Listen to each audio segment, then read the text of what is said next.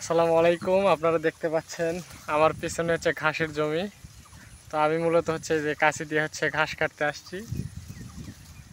তো আমাদের গরু আছে, তো গরুর জন্য হচ্ছে ঘাস কাটতে আসলাম মূলত। তো যারা হচ্ছে গরুর ফার্ম দিতে চান বা হচ্ছে যাদের হচ্ছে একাধিক গরু আছে, তারা চেষ্টা করবেন যে ঘাসের জমি লাগানোর জন্য। এটাকে কি বিদেশি ঘাস বলে।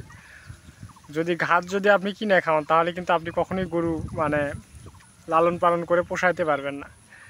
আপনাদেরকে আমি সাজেস্ট করবো যে যারা হচ্ছে গরু লালন পালনের দিকে যাচ্ছেন বা যাদের গরু আছে, তারা চেষ্টা করবেন আগে ঘাসের জমি লাগানোর, তারপর গরু কেনার জন্য।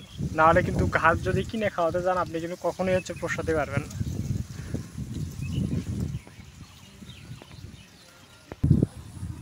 এই যে দেখতে পাচ্ছেন ঘাসের জমি, একদম সবুজ। গ্রামের এই পরিবেশগুলো খুব ভালো লাগে। আপনাদের কেমন লাগে অবশ্যই কিন্তু কমেন্ট করে জানাবেন।